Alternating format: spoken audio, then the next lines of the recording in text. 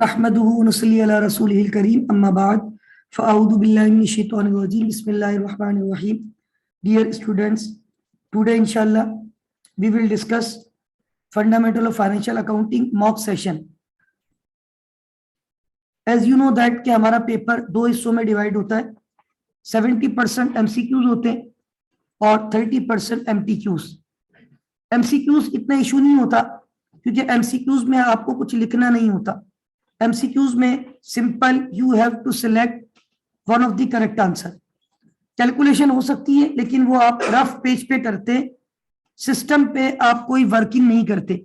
System पे आपकी screen पे सवाल आ रहा होता है और उस सवाल को रीड करके अगर वो थ्योरेटिकल है तो वेरी स्ट्रेट आप उसको आंसर दे देते, टिक कर देते करेक्ट आंसर. और अगर वो प्रैक्टिकल भी है, लाइक कोई डेप्रिसिएशन की कैलकुलेशन है, लाइक कोई बैड डेट्स की कैलकुलेशन है, लाइक आपकी कोई डबल एंट्री पूछी है उसने, तो उसको आप रफ शीट आपको मिलती है एग्जाम हॉल में, आप वहां पे रफ शीट पे उसको अटेम्प्ट करके आंसर सिलेक्ट करते हैं. तो एमसीक्यूज इतना बड़ा इशू नहीं होता. इशू एमटीक्यू साइड पे बाज दफा स्टूडेंट को आता है. तो मैंने कहा था आज जो मैं क्लास लूंगा उस पर मेरा मेजर फोकस किस पे होगा, एमटीक्यूज, मल्टीटास्किंग क्वेश्चन.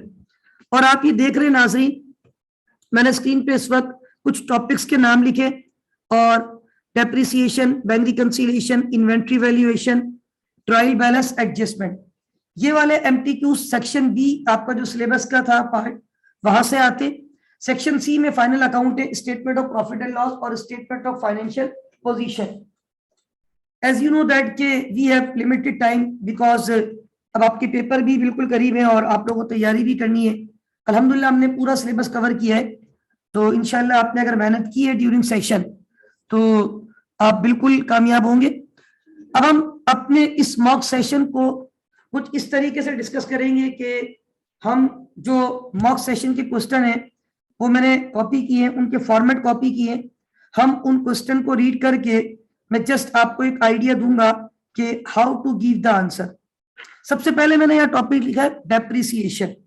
अच्छा, मैंने अभी कुछ क्वेश्चन यहाँ कॉपी किए थे तो मैं देख लेता हूँ. डेप्रिसिएशन का सवाल जो था हमारे पास वो बेसिकली मॉक सेशन में ये सवाल डेप्रिसिएशन का है और मैं यहाँ ऊपर लिख भी देता हूँ हेडिंग, ताकि जब मैं आपको ये फाइल शेयर करूंगा तो आपको अंदाजा हो जाएगा. अच्छा, डेप्रिसिएशन का ये सवाल जो है ना, ये बेसिकली बड़ा स्ट्रेट सवाल एक मॉक सेशन में नजर आता है. जुलाई 1, 2017 बिलाल इंटरप्राइजेस ने एक मशीन इंपोर्ट की है 12 लाख रुपए की. साइट प्रिपरेशन 1,25,000 रुपए, एडमिन जर्नल ओवरहेड 90,000 रुपए, 175,000 spent on inbound freight and handling. Company incurred initial operating loss of 55,000. अच्छा, ये डेटा जो पहले पैराग्राफ में आपको दिया गया है ये है रिगार्डिंग कॉस्ट की कैलकुलेशन. हमने जब डेप्रिसिएशन का टॉपिक पढ़ा था, खासतौर पे एक सवाल मैं अक्सर कहता हूँ फार्मा लिमिटेड वाला, बड़ा इंपॉर्टेंट सवाल है वो, ठीक है ना, उसमें भी कॉस्ट की कैलकुलेशन है. तो कॉस्ट की कैलकुलेशन में हमारे पास जो डेटा दिया जाता है उस डेटा को हम, कॉस्ट का जो डेटा होता है वो बेसिकली हम रेलिवेंट चीजों को लेते हैं, इररेलेवेंट को इग्नोर करते हैं. इस सवाल में मैं अगर आपको थोड़ा सा हाईलाइट करूं तो ये जो एडमिन और जर्नल ओवरहेड है ये हमारे लिए रेलिवेंट नहीं है. इसी तरह company incurred initial operating losses ये भी रेलिवेंट नहीं है.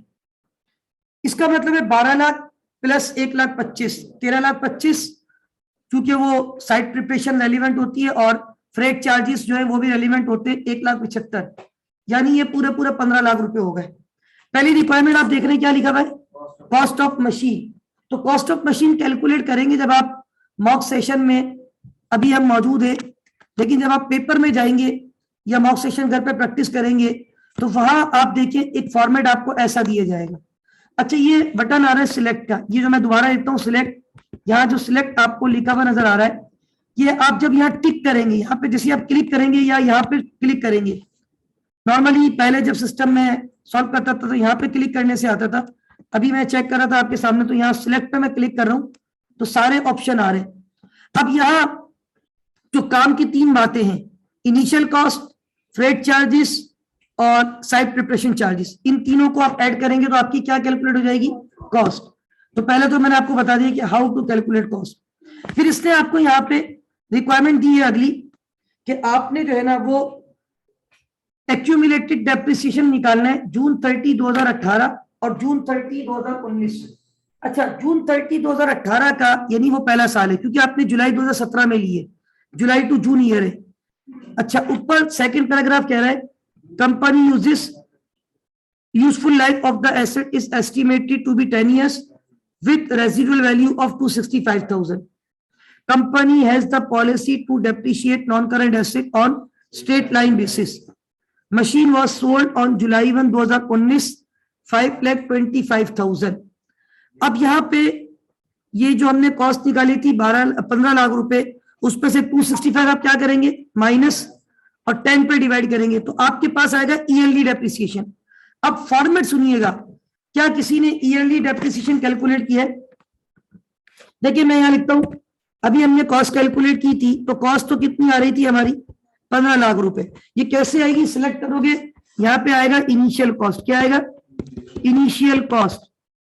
उसके बाद दूसरी चीज यहाँ पर आएगी आपकी साइट प्रिपरेशन चार्जेस, राइट।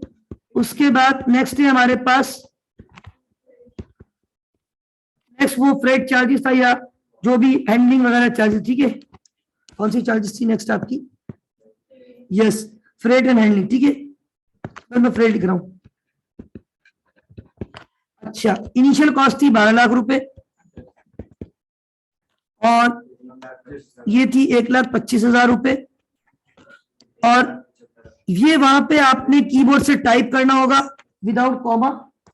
और दूसरी बात, ये चीज सिलेक्शन पे आ जाएगी, ऑप्शन सारे आ रहे होंगे। कॉस्ट आ गई 15 लाख। अब ये फॉर्मेट जो है ना, बाद दफा बच्चे इस फॉर्मेट की भी कंपेयर करते, लेकिन मैं नहीं ख्याल करता कि ये कोई मुश्किल फॉर्मेट है।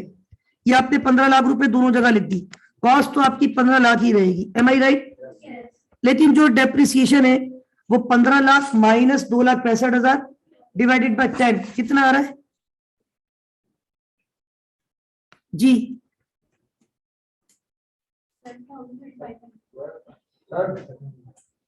1,23,500। अच्छा, अब देखिए चूंकि स्ट्रेट लाइन है, चूंकि ये कौन सा मेथड है, तो 1,23,500 अनदर 1,23,000। ये मैंने असल में ये कॉलम, ये आप लाइन देखा करें, बच्चे बोलते हैं सर 2 साल में तो डबल हो जाएगा, तो मेरे भाई इस लाइन पे हेडिंग क्या लिखी हुई है, annual depreciation for the year. हाँ, एक्यूमुलेटेड इसके नीचे वाली लाइन में है, ये क्या है, एक्यूमुलेटेड। अच्छा, पहले साल में तो एक्यूमुलेटेड 1,23,000 ही रहेगा, लेकिन 2 साल में एक्यूमुलेट होके 2,67,000। अच्छा, अब इन्होंने बुक वैल्यू भी पूछी है, फॉर्मेट ऐसा दिया हुआ है कि हर ईयर एंड पे आपसे क्या पूछ रहे, तो बच्चे थोड़ा सा शायद इसलिए भी कंफ्यूज होते हैं इस टॉपिक में, क्योंकि हमने नॉर्मली जब हम मैनुअल अकाउंटिंग पढ़ते हैं कंपैरेटिवली थोड़ा सा डिफरेंट पढ़ा होता है। तो भाई बुक वैल्यू तो आप किसी भी तारीख को निकाल सकते हैं, इस पे कोई टेंशन थोड़ी है। तो अब आप मुझे बताएं कि आपकी बुक वैल्यू 15 लाख माइनस 1,23,500 और 15 लाख माइनस 2,67,000, जी बताएं कितना है पहले साल जी, 13,67,500 सही है। और ये कितना हो रहा था जी, 247 है, ओके भाई, ये 247 है, किसी ने कहा जी, ये बाय मिस्टेक मैंने लिख दिया होगा, 247 है जी, 12,50,000। क्या यहां तक किसी को फॉर्मेट में कोई मसला है, एनी ऑब्जेक्शन, नो। अब आप देखिए कॉस्ट निकालनी थी, फॉर्मेट दिया हुआ था। मैं एक बात बार बार कह रहा हूं, जहां कुछ कॉम्प्लिकेशंस हैं रिगार्डिंग फॉर्मेट्स, वहीं ऑन दी अदर एंड आसानियां भी होंगी, क्योंकि फॉर्मेट्स हैं तो you have to give the answer within given formats. तो गिवन फॉर्मेट्स में आंसर देना है तो डेफिनेटली आप अपनी तरफ से कुछ ऐड या लेस, जो फॉर्मेट है उसी में आंसर दिया। बस थोड़ा सा फॉर्मेट को समझ ले, थोड़ा सा देखिए समझ में आ जाएगा। यार ये कॉस्ट बोल रहा है तो कॉस्ट तो सेम रहेगी, और ये कह रहा है एनुअल डेप्रिसिएशन, तो ये पहले साल का, ये दूसरे साल का। एक्यूमुलेटेड बोला है तो पहले साल में तो 1 साल हुआ है, 2 साल में कितने साल हो गए, 2 साल का आ गया। Cost minus accumulated depreciation is equal to book value. फिर ये कह रहा है हमने बेच दी, हमने ये मशीन अगले दिन बेच दी, यानी अगले दिन से मुराद 2019 जून के बाद जुलाई 2019 आया था, तो कह रहे हैं कि machine was sold on July 1 2019। जुलाई 1 2019 की 2 साल इस्तेमाल की, कितने की बेची, 5,25,000। अब इधर देखिए, अब ये यहां पे मैं लिखूंगा कि भाई मेरी जो सेल प्रोसीड्स है, सेल्स प्रोसीड्स वो है 5,25,000, सही है। जबकि मेरी बुक वैल्यू कितनी थी बताए, 13 लाख, नहीं भाई ये देखिए सही लिखता हूं मैं, 12,53,000, 12 लाख। तो ये बुक वैल्यू माइनस करूंगा तो मेरी बिल्कुल आंसर माइनस में आएगा, 12,53,000 में माइनस कर रहा हूं तो 7 लाख। अच्छा वहां पे आंसर याद रखिएगा ब्रैकेट में नहीं आएगा, वहां ब्रैकेट नहीं लगता ना माइनस का साइन। ये तो लॉस का कॉलम है, मैंने लॉस के कॉलम में लिख दिया, यहाँ मैंने माइनस पे लिख दिया। यहाँ तो सिस्टम नहीं चल रहा, मैं मैनुअल सॉल्व कर रहा हूँ, लेकिन वहां ब्रैकेट का साइन नहीं लगा सकोगे ना माइनस का साइन। लेकिन आपको पता है अगर आंसर माइनस पे आ रहा है तो ये लॉस है, ये आपका सवाल अटेम्प्ट होगी। अगर ये भी सिस्टम में चल रहा होता ना, 5 मिनट लगे मेरे ख्याल मुझे अटेम्प्ट करने में, तो मैं वहां पे अटेम्प्ट करता। और मैंने कई दफा अल्हम्दुलिल्लाह जब ये सिस्टम चल रहा होता है, मतलब कोई प्रॉब्लम नहीं आ रही होती, तो ये चीज अटेम्प्ट की है। और जब मैंने अटेम्प्ट किया अल्हम्दुलिल्लाह इस सवाल के ये मार्क्स भी आपको शो करता है, तो ये 10 आउट ऑफ 10 दे रहा होता है अगर आपने पूरा सॉल्व किया सही। एक आध गलती करोगे तो 10 में से 0 नहीं देगा, 10 में से 9, 8, 7 कुछ आपको मिल जाएंगे। इज दैट क्लियर जी स्टूडेंट्स, यहां तक क्लियर हो गया। तो ये हमने पहला सवाल अटेम्प्ट किया जो कि हमने डेप्रिसिएशन का मॉक, ये था आपके पास सवाल। ये फाइल मैं आपको शेयर कर दूंगा एज यूजुअल, जो मैं आपको पीडीएफ देता हूं ताकि आप लोग देख सके। तो ये सवाल था और इस सवाल को इस फॉर्मेट पे हमने आंसर दिया है। Is that clear to everyone, any objection? अच्छा, अब यहां पर please be silent, please be silent. Solution वाला था 1253,000 में से माइनस करना था हमने 1253,000 1253। अच्छा ये 1253 था, ये बाय मिस्टेक मैंने 125 लिखा था भाई, ये सही कर रहा हूँ। 1253,000 आंसर जी, नहीं ऐसा नहीं होगा, 5,25,000 है वो बाय मिस्टेक, शायद चीजें थोड़ी सी लिखी सही नहीं गई है। ये 12 लाख 5 लाख भाई देखे ना, इधर देखिए जवेरिया ऊपर लिखा हुआ था, हमने ये एसेट बेचा कितने का है, 5,25,000। अब आप देखो ना, अब मैं पूरा आपको इनिशियली एक दफा बता देता हूँ। मैंने इनिशियली एसेट खरीदा कितने का था, 15 लाख। मैंने एसेट कितने का खरीदा था, 15 लाख। पहले साल कितना डेप्रिशिएट किया, 1,23,500। दूसरे साल भी कितना किया, तो पहले साल में बुक वैल्यू 13,76,500, 2 साल बाद की बुक वैल्यू 12,50,000। फॉर्मेट तो क्लियर हो रहा है ना, एनुअल में फॉर द ईयर जा रहा है, एक्टिव अब तक का। 2 साल के बाद बुक वैल्यू 12,53,000, बेचा सिर्फ 5,25,000 का, तो कितना नुकसान हो गया। Is that clear now? मैंने लॉस के कॉलम में लिखा, ये भी ख्याल रखना, लॉस आए तो लॉस के कॉलम में लिखना है, गेन आए तो अब माइनस या ब्रैकेट का साइन नहीं लगता। दूसरी बात, एक और अहम चीज स्टूडेंट, ये जो आप देख रहे हैं ना साइड में एमसीक्यूज लिखा हुआ है फिर एमटीक्यूज लिखा हुआ है, जिस एमटीक्यूज को आपने अटेम्प्ट किया, अटेम्प्ट करने के बाद सबमिट करना है, ये बात ध्यान में रखिएगा। ऊपर एक बटन आ रहा होगा किसका, जहरा सुन लो, मोबाइल रख दो। मैंने लास्ट मैंने वर्ड क्या बोला है, नहीं सुना आपने, बहुत इंपॉर्टेंट बात बोली है। फोकस करें, जब आप लोग पढ़ने के लिए आए तो पढ़ने पे फोकस करें, ठीक है। सबमिट का बटन आपने प्रेस करना है, ये ध्यान में रखिएगा। आपने कोई एमसीक्यूज एमटीक्यूज अटेम्प्ट किया और सबमिट का बटन प्रेस नहीं किया तो कोई फायदा नहीं है, वो आपका सवाल अटेम्प्ट ही नहीं हुआ।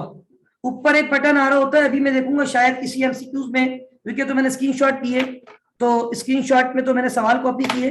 ये सवाल जब बिलाल इंटरप्राइजेस से ऊपर जब आप रियल सेशन कर रहे होंगे या घर पे कीजिएगा, जब आप इसकी प्रैक्टिस, सबमिट का बटन होता है, उस बटन को टिक करेंगे।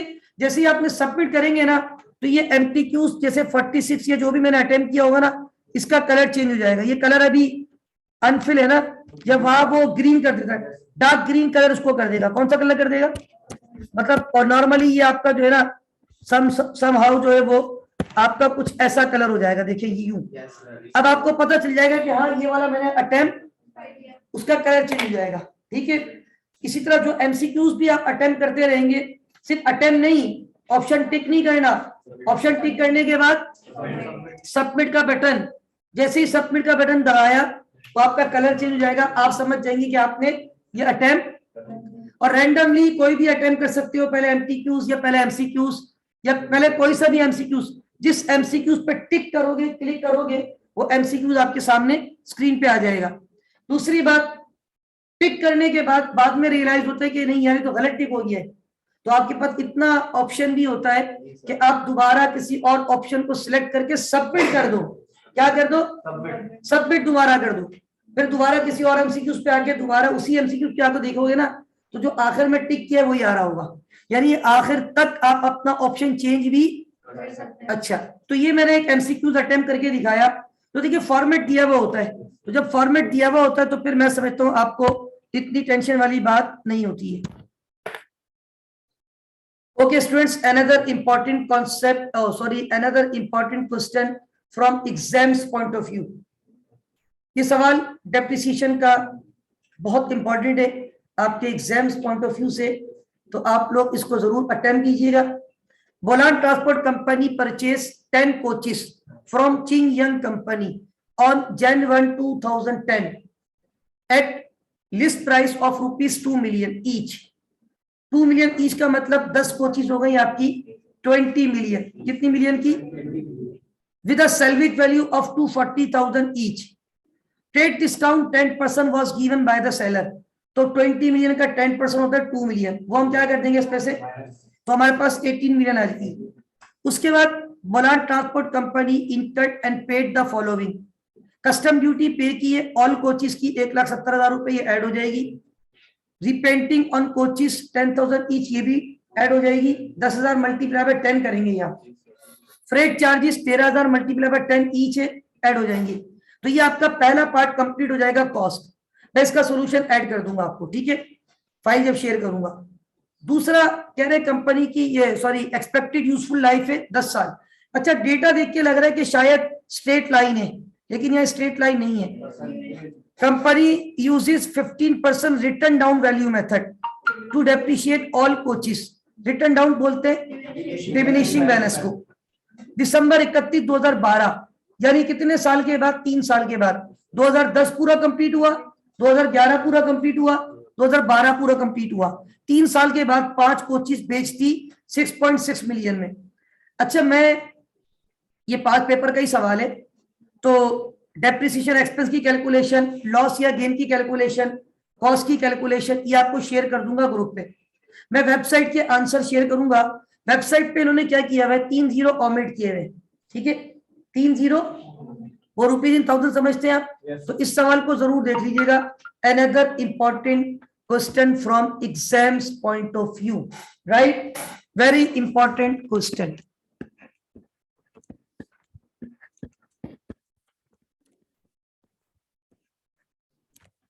राइट, अच्छा, अब इस पे मैं आपको बता दूं, लॉस आएगा तकरीबन 1 मिलियन का लॉस है। 1 मिलियन 50 रुपए है, वैसे तो मुझे अच्छी तरह याद है। 1 मिलियन, सॉरी लॉस नहीं है, मेरा ख्याल है गेन है। बारह मुझे याद नहीं, ये पहले बहुत दफा अटेम्प्ट किया है मैंने, और अभी चूंकि हम तो अभी बहुत सारी चीजें अभी हमने कोई मॉक सेशन में डिस्कस करनी है, तो ये अल्हम्दुलिल्लाह पहले कई दफा मैं अटेम्प्ट कर चुका हूँ और मुझे हल्का हल्का इसका आंसर याद है। या तो 1 मिलियन, उसने 3 जीरो ओमिट किए हैं, उसने 3 जीरो ओमिट किए, तो वो 1 मिलियन 50 को क्या लिखेगा, सिर्फ 1000, क्योंकि आगे 3 जीरो ओमिट हुए हैं, तो वो 50 रुपए, इतना मसला नहीं है। तो ये 1 मिलियन 50 का आई गेस शायद गेन है इसमें, वो आप लोग देख लीजिएगा। कैलकुलेशन कुछ भी नहीं है, आप खुद भी कर सकते हैं। कॉस्ट निकालेंगे, कॉस्ट कैसे आएगी सुन ले। 2 मिलियन मल्टीप्लाई बाय 10 20 मिलियन, उसका 10% 2 मिलियन होता है, वो माइनस हो जाएगा 18 मिलियन। उस पे 1,70,000 प्लस 10,000 इंटू 10 1,00,000, 13,000 इंटू 10, क्योंकि ये दोनों ईच है वो ऑल है, ठीक है। तो ये तकरीबन बन रहा है, मुझे अच्छी तरह याद है, 18,400,000। कितना? 18 मिलियन। इसके ऊपर 15% लगाओगे, पहले साल का डेप्रिसिएशन, फिर बुक वैल्यू आएगी, सेकेंड ईयर का डेप्रिसिएशन, फिर बुक वैल्यू आएगी, थर्ड ईयर का। लेकिन वो डेप्रिसिएशन कितनी कॉस्ट का आ रहा होगा? 10। फिर एक कैलकुलेशन करोगे, कॉस्ट, टोटल कॉस्ट को divided by 10 multiply by 5, total 3 साल के डेप्रिसिएशन को डिवाइडेड बाय 10 मल्टीप्लाई बाय 5, तो 5 कोचिस की कॉस्ट अलग आ जाएगी, 5 कोचिस का एक्यूमुलेटेड डेप्रिसिएशन अलग आ जाएगा, तो 5 कोचिस की बुक वैल्यू आ जाएगी। और उसको किससे कंपेयर करोगे? सेल प्रोसीड से। तो वो मेरा ख्याल है आपका, जहां तक मुझे याद पड़ रहा है, आपका गेन आएगा शायद 1 मिलियन अराउंड समथिंग, ठीक है। तो ये सवाल भी आपने करना है। तो हमने आज जो सेशन का सबसे पहले स्टार्ट किया था, तो हमने कहा था हम सबसे पहले किसके ऊपर बात करेंगे? डेप्रिसिएशन। अब मैं जा रहा हूं बैंक रिकंसिलिएशन पे। ये आज का एक बड़ा अहम पॉइंट है। बैंक रिकंसिलिएशन बेसिकली हमने टॉपिक पढ़ा, और उस पर हमने ड्यूरिंग जब हमने पढ़ा था, तो उस पर हमने क्वेश्चन अटेम्प्ट किए थे, जिसपे हम 2 बैलेंस होते थे नॉर्मली, एक कैश बुक का होता था और एक बैंक स्टेटमेंट का। दोनों अनएडजस्टेड बैलेंस होते थे, और उस पर एडजस्टमेंट करते हुए हम उसके एडजस्टेड बैलेंस को कैलकुलेट करते थे। अच्छा, बैंक रिकंसिलिएशन जब मैंने आप लोगों को पढ़ाया था, तो लेट मी चेक समथिंग के मैंने आप लोगों को एक वो सवाल था जिसमें एक बैलेंस होता है और एक बैलेंस नहीं होता, उस टाइप का करवाया था कोई सवाल? करवाया था? जज़ाकल्लाह जज़ाकल्लाह शाह भाई। तो इस टाइप का सवाल कि जिसमें एक बैलेंस हो और एक बैलेंस ना हो, तो एक मिनट, बैंक रिकॉन्सिलिएशन दिस करवाया था? Okay good. हाँ, ये क्वेश्चन नंबर 6 था ना, वेरी गुड। ये सवाल असल में, ये जो आप सवाल देख रहे हैं स्टूडेंट इस वक्त स्क्रीन पे, और मैंने बहुत सारी बातें बताई थी, ये सवाल जो है ना बड़ा इंपॉर्टेंट है from exams point of view. असल में एग्जामिनर आपसे जो सवाल पूछेगा बैंक रिकंसिलिएशन का, एक तो वो एमसीक्यूज में पूछता है, दूसरा एमसीक्यूज में भी आता है। तो एमसीक्यूज में ये वाली लॉजिक बड़ी इंपॉर्टेंट है, वो मैं एक आध एमसीक्यूज आपसे डिस्कस भी करूंगा आज के एमसीक्यूज के सेशन में। तो ये लॉजिक आपको बड़ी काम आएगी। दूसरी बात, हमने ये ड्यूरिंग सेशन जब पढ़ा था, देखिए टॉपिक, तो हमारे पास नॉर्मल सवाल होते थे, 2 बैलेंस है, नीचे एडजस्टमेंट है, तो हम इनको जब अटेम्प्ट करते थे तो हमारा आखिर में बैलेंस क्या आ जाता था? बराबर। ये याद है सारे सवाल आपको? ठीक है। अब मैं अगर मॉक की बात करूं, जो इस वक्त मॉक आपको गिवन है, मॉक जब आप रीज्वाइन करते हो, एक दफा लॉगिन होने के बाद दोबारा री लॉगिन होते हो, तो आपके एमटीक्यूज के फ्लेवर चेंज होते हैं। तो उन फ्लेवर में 2 एमटीक्यूज हैं रिगार्डिंग बैंक रिकॉन्सिलिएशन। एक तो इसी फॉर्मेट पे, वो तो बहुत आसान है, उस पर मैं बात नहीं करूंगा, मैं सवाल आपको दिखा रहा हूं, वो सवाल मैं अटैच जरूर कर दूंगा आज की पीडीएफ में, लेकिन वो आपने खुद अटेम्प्ट करना है। ये देखिए बिल्कुल नॉर्मल सवाल है, मतलब कुछ भी नहीं है। Balance as per cash book, bank overdraft का बैलेंस, उसके बाद नॉर्मल ट्रांजेक्शन, कोई भी इसमें अब नॉर्मल ट्रांजेक्शन, और इसका आंसर मुझे याद है, आई गेस 12,000 रुपये आएगा बैलेंस। कितना आएगा? तो ये सवाल आप लोगों ने खुद करना है। ये आज के सेशन का आपका क्या है? होमवर्क। क्या चीज? 12,000 रुपये मुझे याद है, ठीक है। आई रिमेम्बर के इसका जो आंसर था वो आई गेस 12,000 रुपये था। अच्छा, अब इसमें हमारे पास जो अगला पॉइंट है, वो पॉइंट ये है कि, हाँ अच्छा, एक मिनट होल्ड कीजिएगा स्टूडेंट, नहीं ब्रेक नहीं होगा। ओके स्टूडेंट्स, हमने अभी ये डिस्कशन कर रहे थे कि हमारे पास बैंक रिकॉन्सिलिएशन का सवाल भी एमटीक्यूज में आता है। Now very important discussion we are going to discuss, and एक मिनट होल्ड कीजिएगा।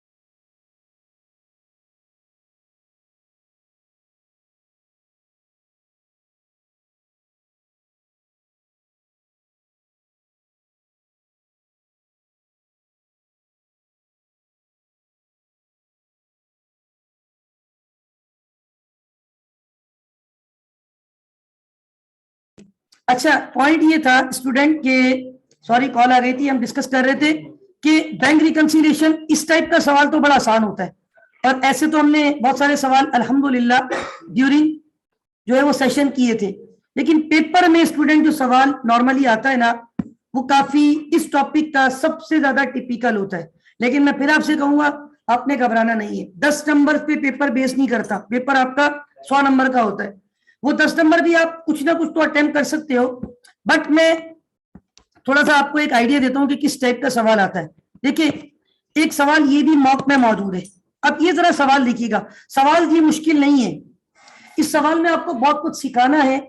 तो मैं सबसे कहूंगा, स्पेशली जो बहुत सीरियस है अपनी स्टडीज के साथ और जो पेपर में अपेयर होने जा रहे हैं, दो बच्चे जो सीरियस है स्टडीज के साथ, जो पेपर में अपेयर होने जा रहे हैं, उनके लिए ये सवाल समझना बहुत जरूरी है। ये सवाल मॉक का है, ये मॉक में मौजूद है सवाल। Arif the accountant of Shariq limited prepare इस bank reconciliation statement for the month of December 2019। Balance as per bank statement showed, sorry balance as per cash book showed 70,000 रुपए, while balance as per bank statement showed a favourable balance of 41,500। अच्छा, अभी आपको सवाल देखने में तो मेरा ख्याल है कोई परेशानी नहीं हो रही है, दो बैलेंस है एज यूजुअल, नीचे लिखा हुआ भी क्या है, बैंक रिकंसिलिएशन, और फिर वो कह रहे हैं कि अनप्रेजेंटेड चेक आपको पता है लेस हो जाते हैं, फिर लिखा हुआ है कस्टमर ने डायरेक्ट जमा करवा दिए ऐड हो जाते हैं, एक चेक 15,500 बैंक में क्लियर नहीं हुआ, अनक्लियर बैंक स्टेटमेंट में ऐड हो जाता है, इंटरेस्ट इनकम आई है कैश बुक में ऐड हो जाएगी, बैंक चार्जेस है कैश बुक से लेस हो जाएंगे, स्टैंडिंग ऑर्डर है कैश बुक से लेस हो जाएगा, चेक आपका रिटर्न आ गया है कैश बुक से लेस हो जाएगा। तो ये तो आप बोलोगे सर कुल्लू आसान, तो वाकई में कुल्लू आसान, सवाल देखने में कोई परेशानी, फॉर्मेट इज वेरी टेक्निकल। अच्छा, मैंने भी जो डिस्कस किया वो कौन से फॉर्मेट से किया आपसे, नॉर्मली 2 कॉलम। अच्छा, ये सवाल मैंने अटेम्प्ट किया है सिंपल फॉर्मेट से, ये देखें मैंने ये सवाल अटेम्प्ट किया और ये मैं स्क्रीन पे आपके सामने रखता हूँ, ये वही सवाल है शारिक का, वही सवाल है शारिक वाला, ये मैंने सवाल यहाँ कॉपी कर लिया था। अच्छा, ये इत्तेफाक से पिछली अटेम्प्ट में पढ़ाते हुए कुछ चीजें मैंने सेव की थी, वो अभी आपके सामने मैंने उस लैपटॉप से यहाँ कुछ डेटा ट्रांसफर किया है। तो अब आप ये देखिए, इस सवाल को मैंने नॉर्मल फॉर्मेट से, देखिए अनप्रेजेंटेड लेस हुए, अनक्लियर ऐड हुए, बाकी सब यहाँ का था, direct deposit, interest income, bank charges, standing order, balance बराबर आ गया, कितनी अमाउंट पे बैलेंस बराबर आ गया, 51,500। अब आप मुझे एक बात बताएं, पैटर्न ऐसा दिया जाए तो आप तो बड़े खुश हो जाएंगे, फिर तो ये सवाल हो भी जाएगा, लेकिन वहां जो पैटर्न होता है ना, वो पैटर्न होता है बड़ा टेक्निकल, वो पैटर्न होता है बहुत ज्यादा आपका टेक्निकल। अब वो पैटर्न वहां पे क्या है, वो पैटर्न आप देखिए, ये है, सवाल देखिए तो आप खुश हो गए यार ये तो बड़ा आसान है। अब इसका पैटर्न देखिए, ये पैटर्न दिया हुआ है वहां पे, दिस इज द फॉर्मेट, इस फॉर्मेट में आपको आंसर देना है। ये लिखा हुआ है कि balance as per cash book, अब ये 3 चीजें यहां पर आएंगी, ये ए है, ये बी है, ये ए प्लस बी है, और ये डी है, और ये सी माइनस डी है। अब इस पे आपको रख के आंसर देना है। Now how to give the answer, let me check, अगर मैंने इसको यहाँ पे अटेम्प्ट तो किया था, अगर सेव किया हुआ है तो मैं आपको, वरना मुझे, यस देखिए अल्हम्दुलिल्लाह मैंने इसको इस पैटर्न पे भी अटेम्प्ट किया है। अब आप देखिए मैं आपको प्रूफ कैसे करता हूं, इधर देखिएगा, ये वही पैटर्न है जो ऊपर दिया हुआ था ABCD वाला, लुक एट दिस, है ABCD वाला पैटर्न। एक मिनट रुक जाए, ये जरा मैं इसको सिंगल पेज पे ले आऊं, वो कहां से आता है, वो फुल स्क्रीन और फिट पेज और सिंगल पेज, मुझे तो नेक्स्ट पेज चाहिए इसका।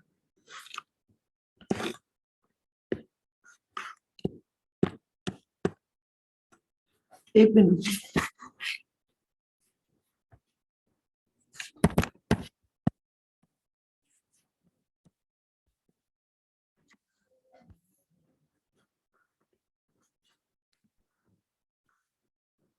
असल में ये इतना क्लियर ज्यादा विजिबल नहीं है ना आपके लिए।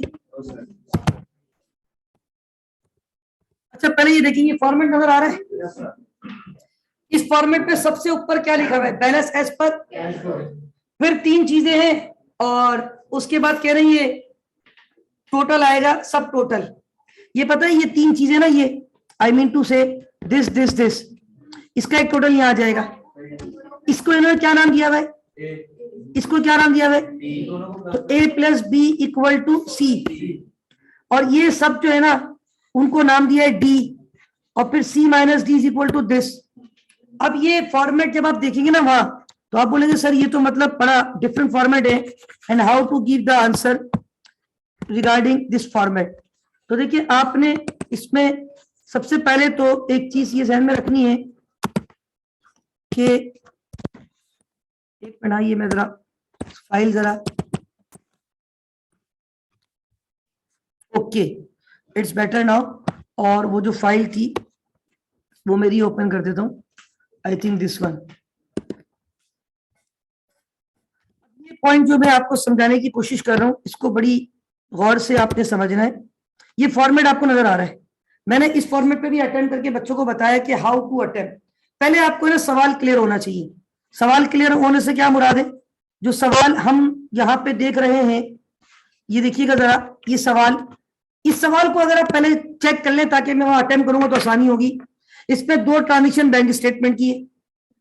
कितनी transaction, unclear cheque, unpresented cheque, बाकी जो है वो interest income, direct deposit, bank charges, standing order, dishonour check.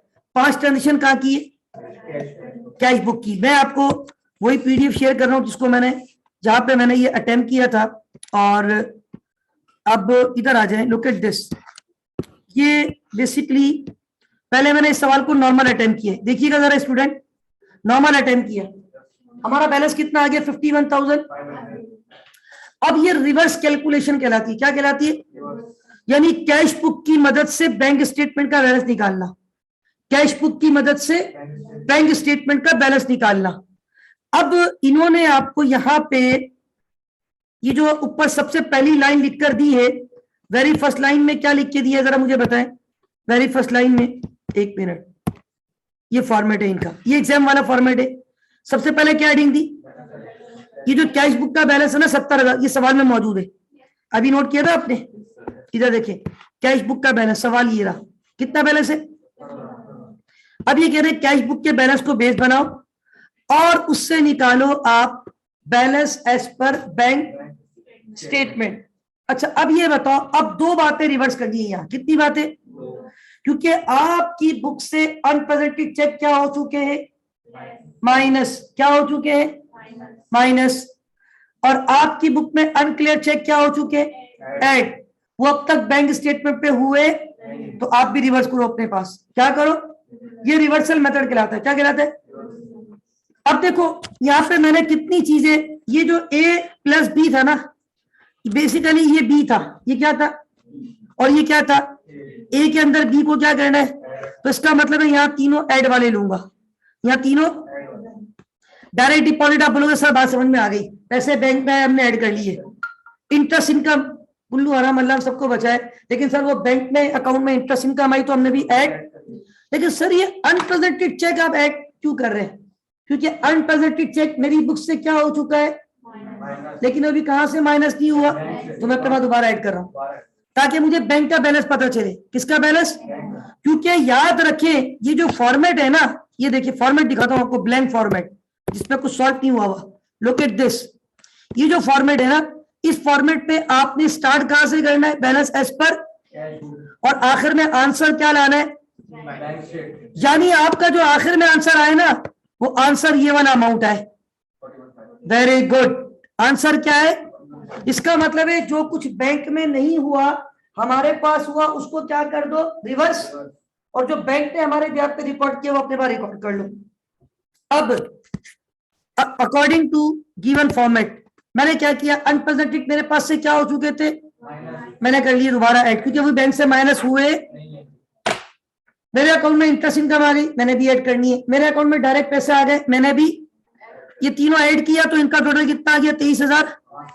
अब इन दोनों को ऐड किया तो 93,000। अब मुझे सी के अंदर जितनी भी अमाउंट आएगी उसको बी में से क्या करना है, माइनस, सॉरी सी तो आ गया, सॉरी सी तो आ गया। अब ये डी है, ये कैलकुलेशन किसकी है, डी का जो टोटल है वो सी में से क्या करना है, यानी अब मेरे अकाउंट से जो कुछ बैंक ने माइनस किया वो मैं भी माइनस कर दूं, लेकिन एक चीज मैंने ऐड की है जो अब तक बैंक में ऐड नहीं हुए। कौन से चेक होते हैं? Unclear cheque. कौन से चेक होते हैं? वो मुझे दोबारा अपने पास क्या करने पड़ेंगे? अपने पास से माइनस। तो ये देखो सी वाला जो कॉलम है ना, ये नीचे कौन सा, ये जो हम क्या कहते हैं डी वाला कॉलम कर रहे हैं, bank lodgement not on statement. What do you mean by bank lodgement? Unclear cheque, ये लेस करने के कॉलम में ले जा रहा हूं। Bank charges less, standing order less, dishonour cheque less, इन सबको प्लस किया, ये ऊपर जो आंसर था उसमें से क्या कर दिया? माइनस। अब आप देखो खुद पर खुद ही आंसर क्या आ गया, 41,000। आ रही है बात समझ में? यानी कि हमने कौन से बैलेंस को बेस बना के स्टार्ट किया? भाई ये फॉर्मेट दिया हुआ भाई, हम इस फॉर्मेट को चेंज नहीं कर सकते। इसने कहा कि सबसे पहले आपने किसका बैलेंस लिखना है? सवाल में देखिए कैश बुक का बैलेंस लिख दिया। अब कैश बुक के बैलेंस से किसके बैलेंस को प्रूफ करने जा रहा हूं? तो भाई जो चीज आपने माइनस की अगर बैंक से माइनस नहीं हुई है आप ऐड करो, वो अनप्रेजेंटेड चेक होते हैं। जो आपने ऐड किए बैंक ने ऐड नहीं की उसको आप दोबारा, वो कौन से चेक? Unclear check. तो मेरे भाई ये जो पहली चीज ए है, बी वाले पॉइंट सारे ए में हम क्या करने जा रहे हैं? ऐड। बी वाले पॉइंट क्या करने जा रहे हैं? तो ए प्लस बी क्या आ जाएगा? सी। अब सी में से हम एक डी कैलकुलेशन करेंगे जिसको माइनस करेंगे, तो हमारे पास यस। अब आई बात समझ में? अब एक मेरी बात सुने, कैश बुक के बैलेंस पे बैंक ने जो कुछ प्लस किया वो हम सब प्लस कर रहे हैं। यहाँ पे बैंक ने क्या प्लस किया? इंटरेस्ट इनकम, हम भी प्लस कर रहे हैं। बैंक ने क्या प्लस किया? डायरेक्ट डिपॉजिट, हम भी प्लस कर रहे हैं।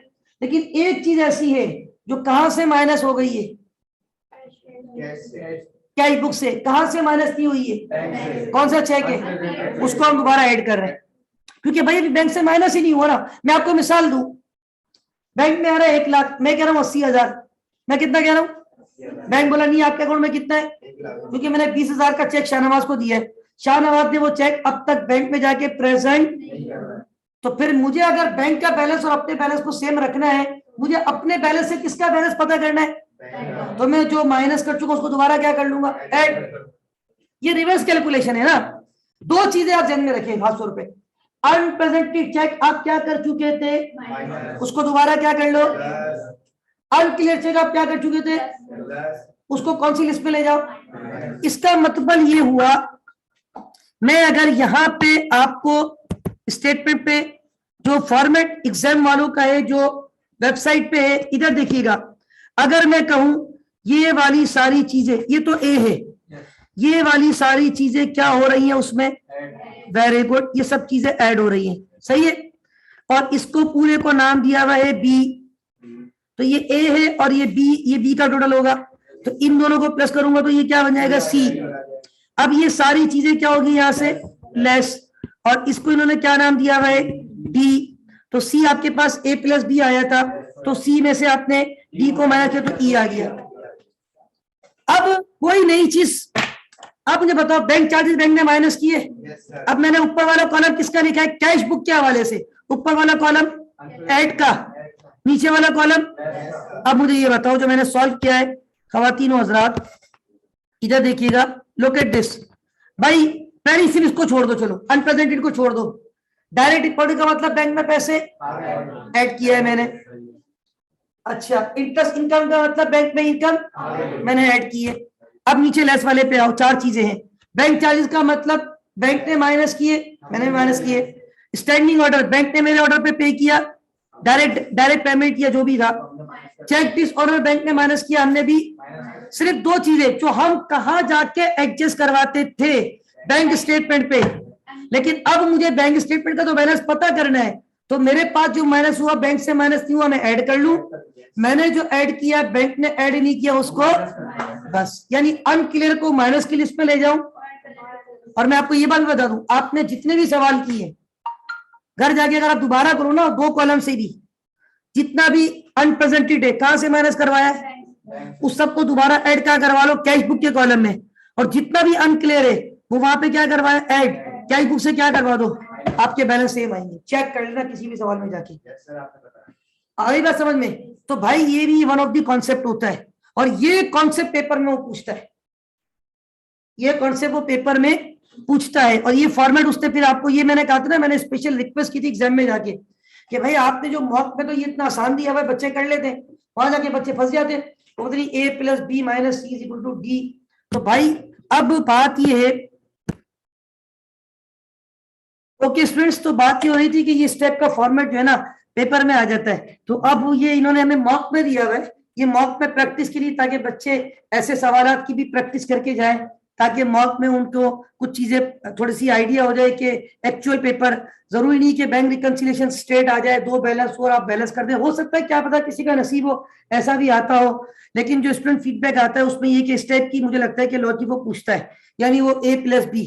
अच्छा, अब इसमें जो है ना एक सवाल मेरे पास मैंने और भी आप लोगों के लिए निकाला है कि वो मुझे लगता है कि बड़ा अच्छा सवाल है, उसी हम पैटर्न पे इसको देखें। तो another important question from exam point of view we are going to discuss, इसको आपने बड़ी एहतियात से समझना है।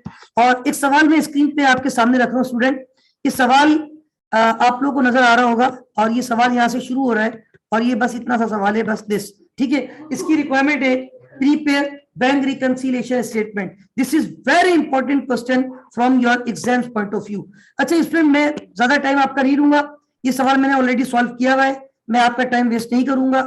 सवाल आपको देखने में थोड़ा बड़ा लग रहा है, लेकिन मैं आपको हकीकत बताऊं ये सवाल मुश्किल नहीं है। सवाल में लिखा हुआ है management accountant of Shahbaz traders receive its bank statement showing favourable balance. Favourable का मतलब पॉजिटिव, ये बैलेंस है किसका, बैंक स्टेटमेंट का। और कहते हैं which did not agree with the balance in the cash book while the bank statement disclose the balance। अच्छा, अब ये कह रहे हैं bank statement disclose the balance, हालांकि ऊपर जो बैलेंस दिया हुआ वो किसका दिया हुआ है, बैंक स्टेटमेंट का। तो ये शायद बाय मिस्टेक है, ये बैलेंस किसका होगा आपका, दूसरा वाला। अच्छा, ये देखिए मैंने यहाँ दो कॉलम बनाए, कैश बुक का ये बैलेंस रख दिया, बैंक स्टेटमेंट का ये बैलेंस। मैंने इसको नॉर्मल अटेम्प्ट किया पहले, फिर मैंने इसको सोचा कि यार बच्चे कहते हैं कि डिफरेंट फॉर्मेट से आता है, तो हम उसको उस फॉर्मेट पे भी देख लेंगे, लेकिन पहले कम से कम नॉर्मल पैटर्न से देखें कि नॉर्मल पैटर्न से कैसे आता है। नॉर्मल पैटर्न से तो ये मैंने अटेम्प्ट किया, और ये देख रहे हैं आप नाजरीन, ये आखिर में 3,21,200 रुपए क्या हो गया, बैलेंस हो गया। ये इसमें मैं आपको देखिए कोई टाइम बचा रहा हूँ, क्योंकि अभी फिर आप लोगों को ब्रेक भी थोड़ा सा चाहिए। आप ये सवाल घर जाके पढ़िएगा जरूर जरूर और जरूर, ठीक है। अच्छा, इसमें देखो अनक्लियर चेक मैंने क्या किए हुए, ऐड नॉर्मल जो तरीका है नॉर्मल। अच्छा, उसके बाद bank charges minus, check return minus, annual subscription. अच्छा, ये एडिशनल इन्वेस्टमेंट की ट्रांजेक्शन मैं आपको बता देता हूँ, उसमें लॉजिक क्या है। वो 10,000 रुपए का चेक दिया था कैशियर को, उसको कहा था ये मेरे जो है ना पर्सनल अकाउंट में जमा करवाना, ऑनर ने कहा था ये मेरे पर्सनल अकाउंट में जमा, गलती से अकाउंटेंट ने बिजनेस के अकाउंट में जमा करवा दी। अब बिजनेस के अकाउंट में पैसा पर्सनल से आ जाए तो ये एडिशनल इन्वेस्टमेंट होती है, क्या होती है। अच्छा, उसके बाद ये डायरेक्ट डिपॉजिट, बेसिकली इसमें दो अमाउंट थी, ये दोनों को मैंने प्लस कर दी, ठीक है।